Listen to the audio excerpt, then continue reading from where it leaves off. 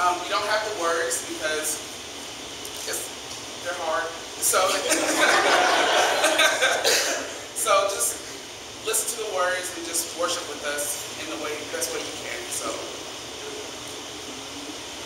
Love one another, for love is of God.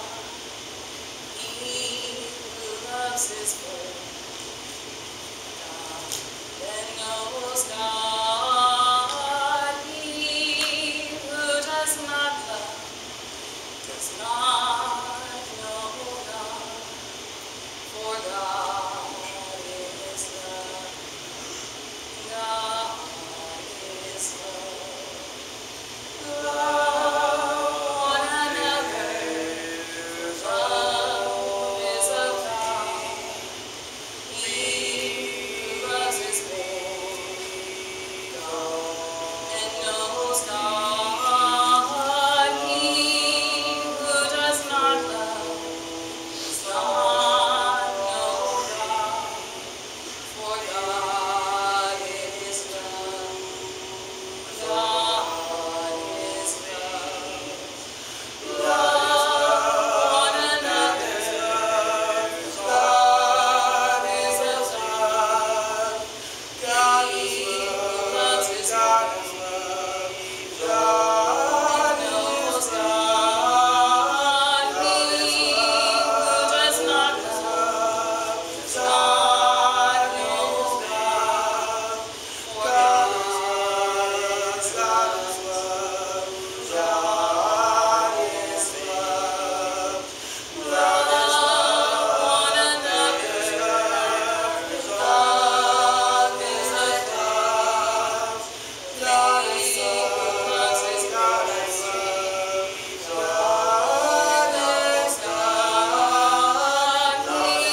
who does not love does not know God, for God is love. God is love.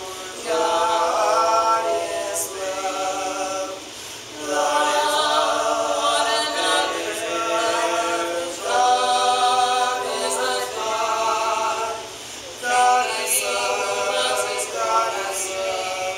God knows God. He who does not love does not know God, for God is love. God is love. God is love.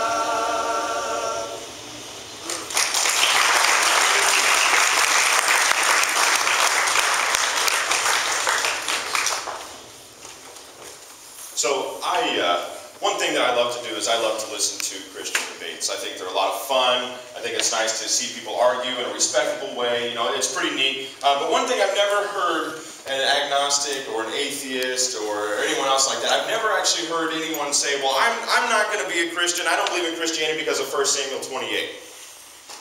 Never heard anybody say that. Okay? So, with that being said, this isn't really a text that you probably, in your lifetimes will have somebody come up to you and say, hey, I'm not a Christian because of 1 Samuel 28. That's probably not going to happen, okay? But I looked at this text. Whenever I read this text, I would just kind of, brush over and be like, okay, there's that one, and just not really address it, not really think any much about it, and I would flip right past it. But here's the thing: if somebody ever did ask me how to reconcile 1 Samuel 28, and it's also important for me to just reconcile it just on my own without being asked, if that ever happened, I wouldn't have an answer. I didn't have an answer, and I was forced to come up with an answer for the senior chapel. So, the theme of this senior chapel, for our visitors, for those who don't know, who aren't here, all the chapels, last semester we did a theme called Off Limits, and we looked at topics, things that the church are maybe possibly kind of difficult to deal with, things like divorce, homosexuality, things like premarital sex and all that kind of stuff that's just kind of icky, but not really talked about, but needs to be talked about. That's what we talked about last semester. So this semester the chapel leadership team decided, well, we're going to keep the theme of Off Limits going, but instead of looking at texts, instead of looking at topics, we're going to look at texts. These are texts that the church kind of, maybe we get to those and it's kind of like, okay, well, there's that one. I don't really know how to reconcile that one. And what the chapel leadership team actually did is they called their friends who weren't believers and they said, hey, what are some things that keep you from coming to Christ? What are some texts, what are some verses in the Bible that you say, I'm not a Christian because of this? And we listened to our friends who weren't believers, and we preached on some of those texts this semester in chapel. Like I said, this isn't necessarily one of them, but it's still one of those texts that we just kind of, I don't really want to address that, okay? And that's 1 Samuel 28. So if you want to turn there, now would be the time to do that. Or if you have the Living Word on a dying phone, you can now go to it on that as well. My wife originated that one. I got to give her credit. Before we get into that though, I want to tell you a story real quick. You guys ever been to Laser Rock in Belleville? The place is cool, okay? So I go there, it's a big indoor laser tag arena. I go there and I'm listening to the rules. This is my first time going, and they say, okay, no running. I'm like, I'm getting shot at with lasers, of course I'm gonna run, all right? So I'm listening to the rules. I think that's a silly rule. You get in there, it's kind of dark, kind of, black light, neon colors, and how the apparatus works. If you shoot somebody, their whole system shuts down for 10 minutes. They can't get shot and they can't shoot. So you shoot somebody, then you have an opportunity to kind of run away, And my wife and I were pitted against one another, okay? And I see her, and I take an opportunity. I got a wall right here, okay? I peek out behind the wall, and I tag her. I got her, and her thing shuts down. Okay, now I'm going to describe this really slow, but you need to understand that this is happening really fast in my head, okay? So I come out and I go, and I got her, all right? And then I turn. Now here's my decision. I can turn this way, and I can go down this dark hallway, okay? Or I can turn this way, and it's a pretty dark hallway, but it's a little bit more well lit. And also it's a straight line of shot. If she wants to get, it'd be easier for her to see me. So obviously I choose the dark hallway where she won't be able to see me. So I shoot, and I go, and I bounced off, and I fell on the ground because it was a black wall, not a dark hallway. And that's whenever I figured out why the rule no running was a legitimate rule. So, obviously though, in doing that, I made a wrong turn. Is that fair to say? I made a wrong turn there. That was a wrong turn. So, what we're going to do at 1 Samuel 28 is we're going to look at it and we're going to kind of assess what the consequences of Saul's wrong turns were. Okay, but before we do that, I need to give you a really quick overview of 1 Samuel up to this point. I know this is the 28th chapter, like this is the end. Okay, just bear with me. It'll only take just a little bit, all right? So, in 1 Samuel, the nation of Israel says, we really want a king like all the other nations. And so God finally, okay, I'll give you a king like all the other nations. And this guy's head and shoulders above everyone else. His name's Saul. He's the guy that you would pick to be a king if you were going to pick somebody to be a king. So here's Saul. He comes, and he's doing the will of God, and everything's going all right. But then all of a sudden, Saul, one time, he really wants to go off to war. But before he can go off to war, he needs to make a sacrifice. And he's waiting on Samuel. Samuel, come on, you make the sacrifice for me. Samuel's running a little bit late. So then Saul says, okay, I'll make the sacrifice myself. That was a bad move. Because here comes Samuel, and Samuel says, what are you thinking? That was a wrong turn. That was a bad mistake. Wrong move there, bud. And then Samuel goes on, and Colby, wherever he's at, did an excellent job last week of addressing, there you go, buddy.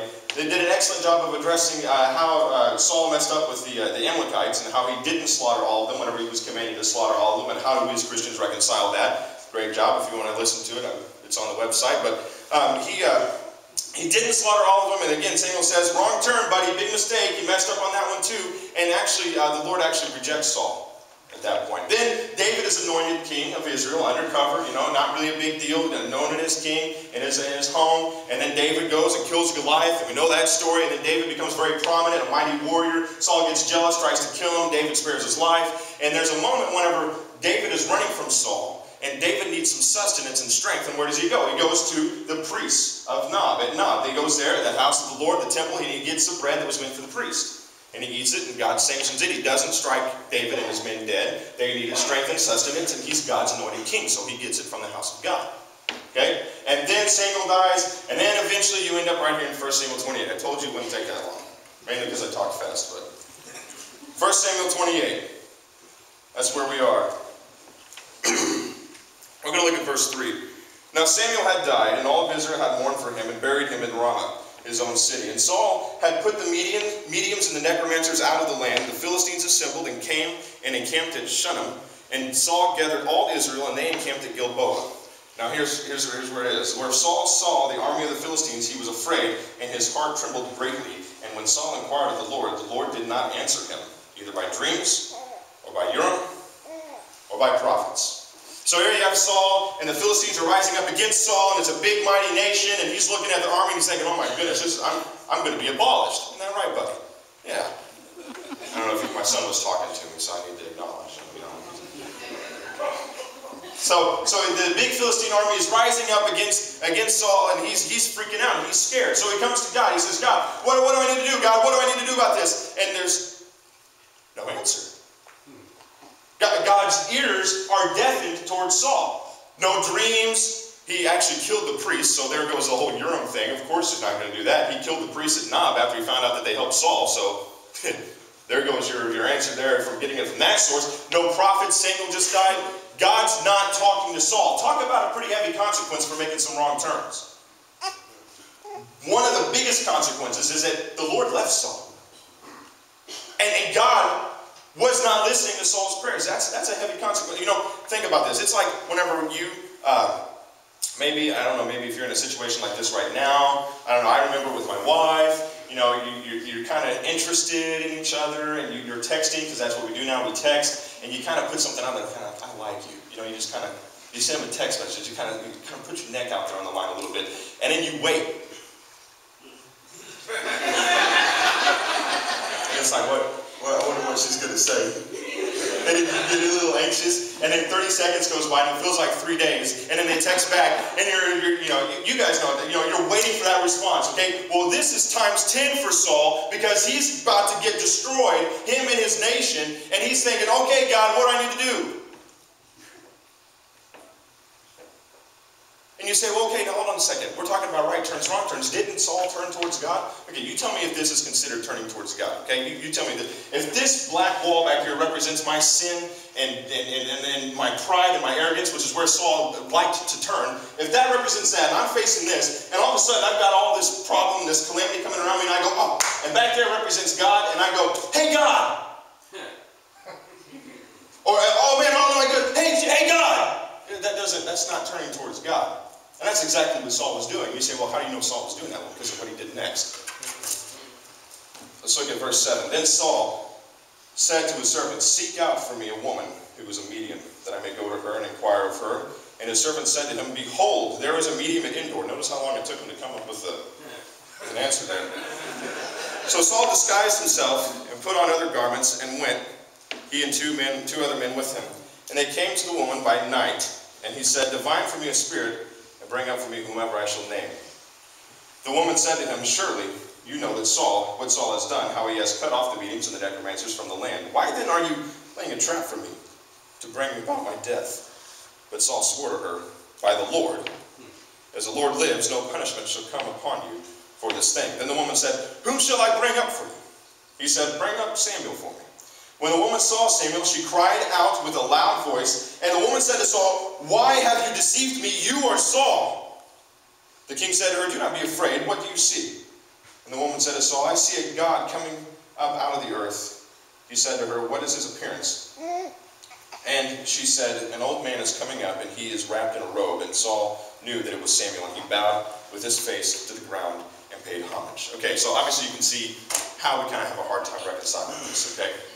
All right, because it seems like Saul goes to make a wrong turn, and then all of a sudden here's his answer, okay? Here's Samuel, and he appears to Saul, and now, so since Saul made a bad move, he gets rewarded for it or something like that. You know, like, that doesn't make sense. Well, here's the thing.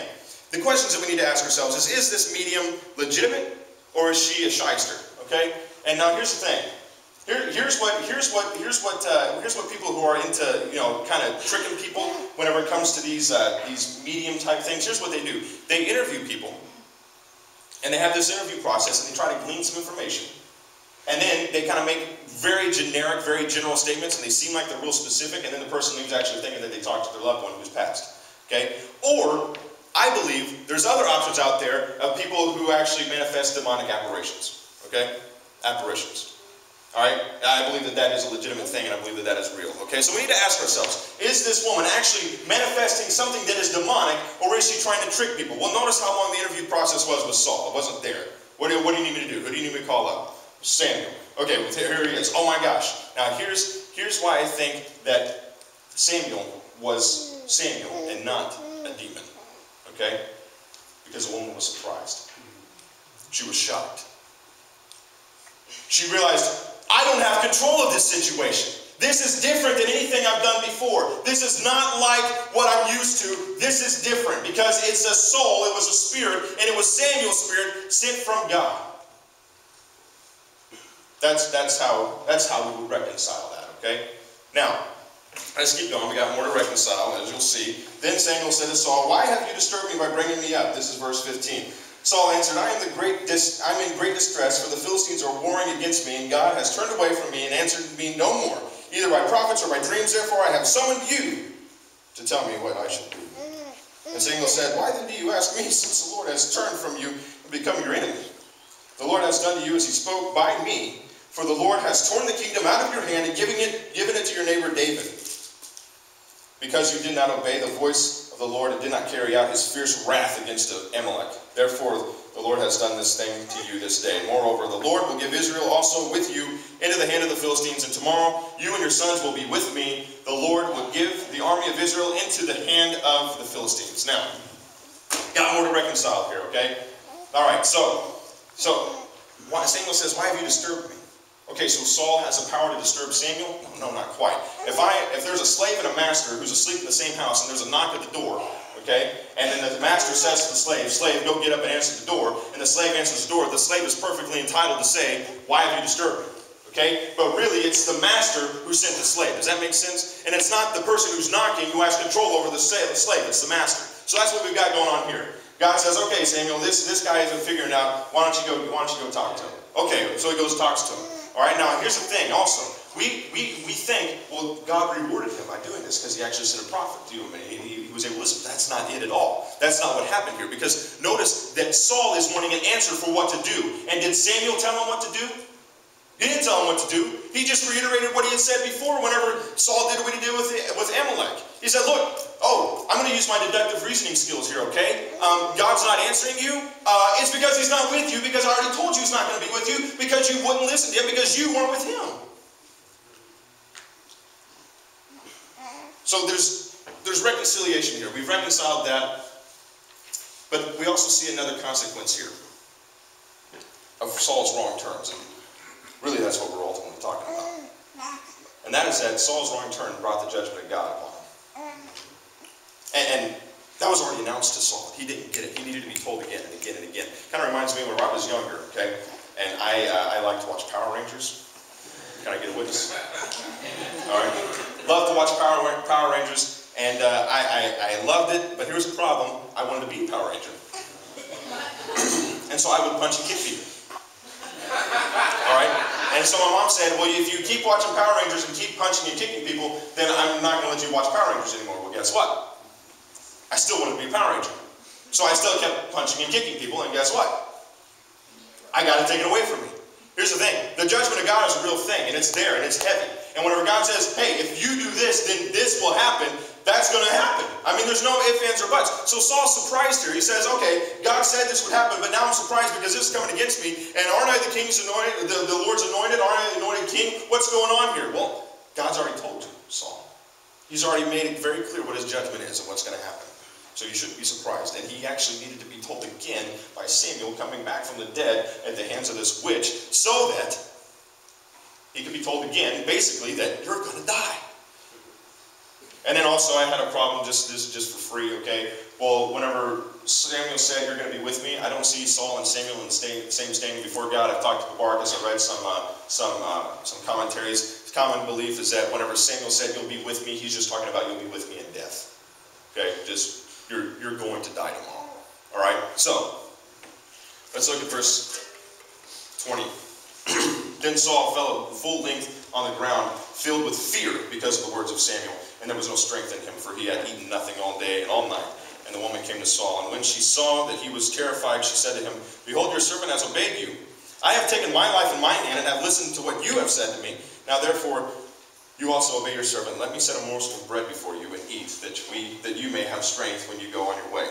He refused and said, I will not eat. But his servants together with the woman urged him, and he listened to the words. So he rose from the earth and sat on the bed. Now the woman had a fattened calf in the house, and she quickly killed it, and she took the flour and kneaded, did I say that right? Kneaded? Yeah.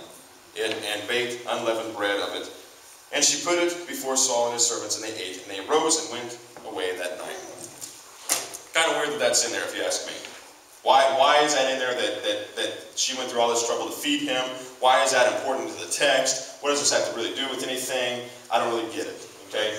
Couldn't it just say Saul was weak and he ended up going home and that'd be the end of that? Well, here's the thing. This is another consequence of Saul's wrong turn, all right? Look at where he got his strength. And then look at where David got his strength. Whenever David needed physical strength and physical sustenance, where did he get it? He went to the house of God and got bread there. Whenever Saul needed physical strength and physical sustenance, where did he get it? From a witch. Whenever Saul needed physical strength and physical suffering, he was so used to turning to himself to sin that he actually gets it from the source of sin. Whenever David needs physical strength and sustenance, he gets it from God. Why? Because God is in a covenant relationship with, David is in a covenant relationship with God, and Saul is in a covenant relationship with his sin. And wherever Saul was turning is where he was getting the source of his strength. So now that we understand the consequences of Saul's wrong turns, I just want to make something very clear. This is a news flash, okay? The consequences for Saul's wrong turns are the same consequences for us and for our wrong turns. Same thing. Is the judgment of God upon us, you, me, individually? Is it? Are we praying to God and not getting an answer? I'm not ruling out that it might be He's telling you to wait. That very well might be a possibility, but I'm also not going to quote the good old Christian cliche and say that God answers everyone's prayers always. Because He doesn't. And I'm not talking about just Old Testament. I'm talking about New Testament. I got 3 verses in the New Testament, if you're ready for them, if I can remember them, all right? James 4:3 says, you ask and do not receive because you ask wrongly to spend it on your passions. 1 Peter 3:7, whenever Peter's talking to the husbands, he says, likewise, husbands, live with your wives in an understanding way, considering the woman as a weaker vessel, considering her co-heir with you in Christ for the grace of life, so that your prayers may not be hindered. Obviously, that would imply that our prayers could be hindered. And then there was also the big bang and caboodle, John 9:31, where where Jesus heals a blind man in John 9, and then this blind man is having to defend Jesus Christ. And he says, okay, look, in John 9:31, the blind man says, look, we know that God does not listen to sinners. John 9:31, we know that God does not listen to sinners. But to those who are worshipers of God, who do His will, God listens to them. God does not hear everyone's prayers always. And we need to understand that if we're asking God for something, we might need to assess why we're asking it, and what hidden sin might be in our life, and what wrong turns we might be making. Now, here's a big question to ask so that we can identify our wrong turns, and that is, where are we getting our strength? Where's our strength coming from? Okay? Whenever we have a bad day, whenever we have a hard time, where do we turn? There are some issues on campus that I'm just going to address, okay? And I'm right here with you, and so I'm right here with you. Look, okay. All right, I'm right here with you, all right? I'm speaking the truth in love now, okay? All right? I know for a fact that there are people on campus that indulge in pornography. I know for a fact that there are people on campus who have sexual relationships with their boyfriend or girlfriend. Okay? I know for a fact that there are gossip situations that take place on campus. All right? I know for a fact that those things take place. I know for a fact that recreational drugs are an issue for some. Now, where are we getting our strength? Oh, I've had a bad day. So I'm going to watch some pornography to make myself feel better. Oh, I've had a bad day, so I'm going to call up my boyfriend or girlfriend and I'm going to hang out with them. Oh, I've really got a bad grade on that test, so I'm going to, go smoke a blunt. Oh man, I feel really bad about myself, so I'm going to go tear somebody else down in a side conversation to make myself feel better. Where are we getting our strength? What is making us feel better? Because that's where we're turning. And those are wrong turns. Now, I would be remiss to not address you guys, okay? Because it could be seen that I just presented the school in a negative light. And you need to understand.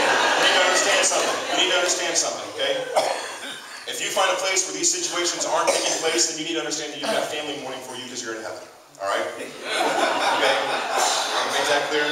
So you can use this as an excuse to turn towards maybe a secular college thinking, well, if it's a problem everywhere, I'm just going to go do what I want to do. But I think that God's calling some of you guys into the ministry, and I encourage you to make the right turn and come to St. Louis Christian College, okay? Just saying that. Just throw that in.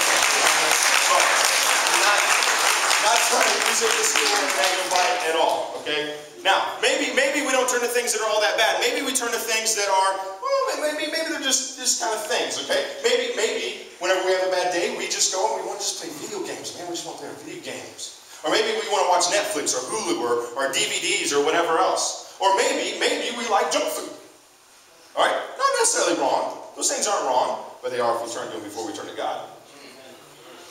We are if we're finding our strength in them and not in our Lord and Savior, Jesus Christ. They're wrong. They're wrong terms. And then there's the things that are actually kind of good, that are God-given. Things like family. Things like a good job. This school. Friends, even they can be wrong terms if we turn to them before we turn to God. And in reality, if we're turning to anything before we turn to God, it's a level playing field. All right? And then you have pornography just as bad as schoolwork if we're not turning to God first. All right? Now, wrong turn, wrong turn, wrong turn. You're like, why gotta be so negative, man? All right? That's because this is what the text, okay? It's a negative text, all right? Now,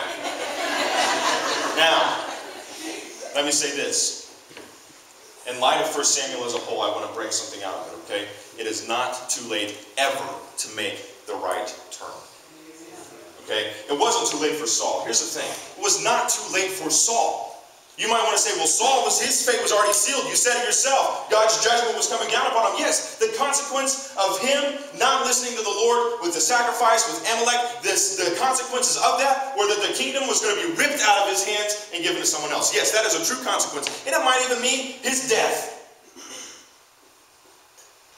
But that doesn't mean that he couldn't have still made the right turn.